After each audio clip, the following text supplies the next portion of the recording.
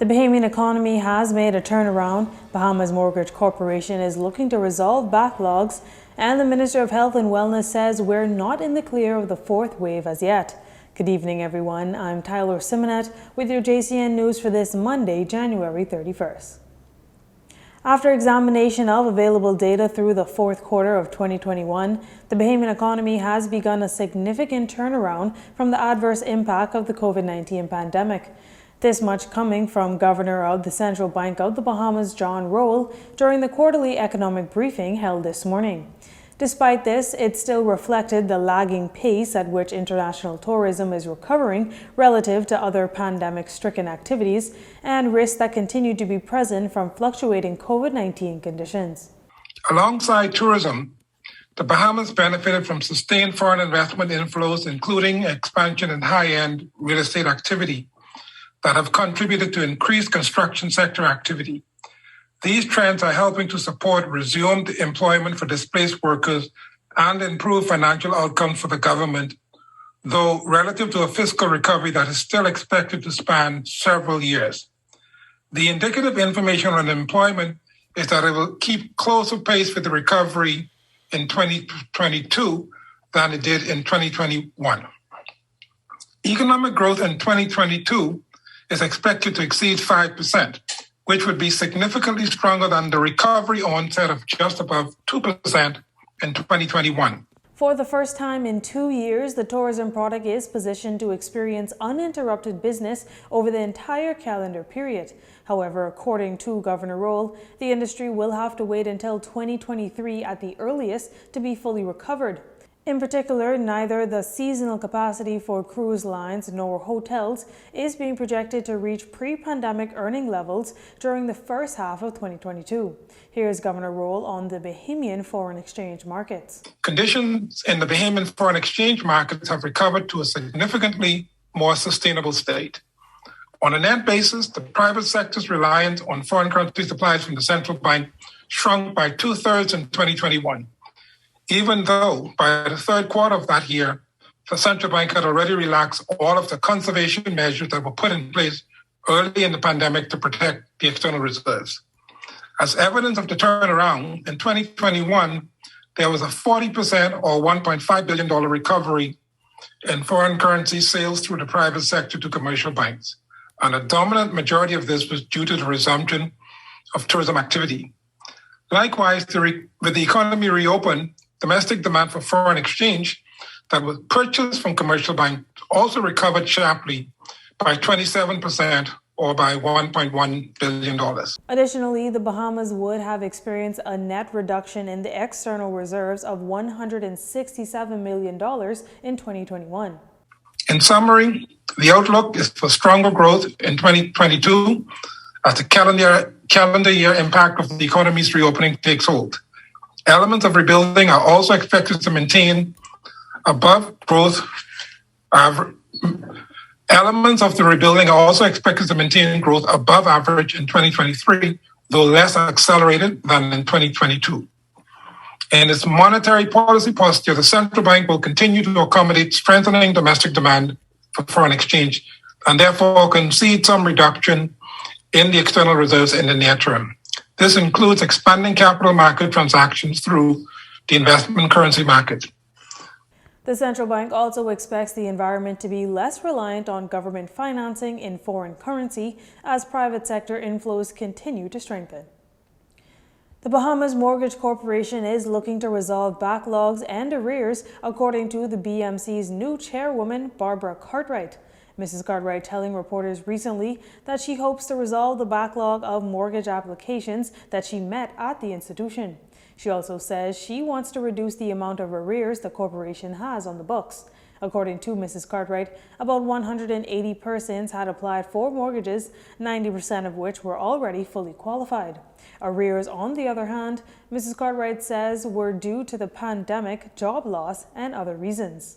I'm tasked with trying to solve those two problems, and I know that the Davis administration is eager on building houses, so I knew that I could get the housing problem solved. The arrears, I want to make an appeal to the public to come in, discuss with your loan officer, your concerns or your challenges so that we could try and correct it before we have to take possession of your home. So they're the two major issues that we have, and we're trying to rectify them. So we have a sort of like a June date to see what can be accomplished by that time. Mrs. Cartwright adds that if that date is not feasible, surely by September of this year, which will be their first year in office. Mrs. Cartwright says the BMC is making some progress. We had to come up with some new policies on arrears, and so it's working pretty good so far. And then, of course, home ownership is evident. We're starting to build next week. So the first 43 homes will commence shortly, and so we are excited about that in Pine Crest, and others will follow, and then we'll extend it to the Family Island. So we are excited about the process. And when we had the pandemic, it was discovered that many persons were homeless, were renting apartments, and I think this is a good chance for Bahamians to enjoy home ownership. For the past few weeks, the country has been experiencing the effects of a fourth wave of the COVID-19 pandemic, with cases reaching an all-time high last month and early this month. Now the cases are beginning to dwindle. Health Minister Dr. Michael Darville tells reporters that we're not out of the clear just yet. Well, we're watching the numbers very closely. It's good to report that the numbers are going down. For us, that's a good sign. But COVID is a very invasive pandemic, and so we are mindful that even though we are seeing positive signs, we are positioned to execute additional protocols to push back in this fourth wave. But I'm pleased that today we're seeing the signs that we've been working forward to for the last few months. Now, Dr. Darville has gone on record indicating that the Omicron variant is in country and is behind this most recent wave of the pandemic, though gene sequencing results have not officially confirmed the variant's presence. He also provided an update on those results. We're looking to have that concluded in short order. Today I would speak to our National Reference Lab. We've sent a couple hundred samples to a lab in Panama. And I've been petitioning the company to get the result to us as soon as possible. Now, though the number of new infections are trending downward, over the weekend, the virus claimed the lives of 11 more Bahamians. That brings the virus's death toll to 746. The three men who were arrested in the Ragged Island chain last week Wednesday for possession of some 3,000 pounds of suspected marijuana appeared in the magistrate's court today before Magistrate Samuel McKinney. It was shortly after 9 a.m. on the same day that the U.S. Coast Guard, while on routine air patrol, observed a speedboat in the Windward Passage in the Ragged Island chain. As a result, a joint operation inclusive of the U.S. Coast Guard, the Drug Enforcement Unit, the Drug Enforcement Administration, and the Marine Support Unit ordered a joint operation. The men were brought to the capital last week, Thursday. Ramal Miller, Michael Miller, and Kingston Saunders all pleaded not guilty on all counts against them and were granted $20,000 bail each. Ramal Miller was released with orders to report to Wolf Road Police Station every Wednesday before 7 p.m., while Michael Miller and Saunders are ordered to report to the Central Police Station in Freeport every Wednesday before 7 p.m. This matter was adjourned to the 30th of March. In another drug-related offense, Lucius McPhee of Freeport, Grand Bahama, and Nathaniel Heald from Moores Island, Abaco, the two men who were arrested in Treasure Key last week, also appeared before Magistrate Samuel McKinney, each charged with 2 counts of possession of dangerous drugs with the intent to distribute. The men were charged and pled not guilty to the possession of some 265 pounds of cocaine. Bail was set at $60,000, and both men are ordered to wear ankle monitors, surrender their travel documents, report to the Moores Island and Central Police Station every Wednesday before 6 p.m. The case was adjourned to the 29th of March.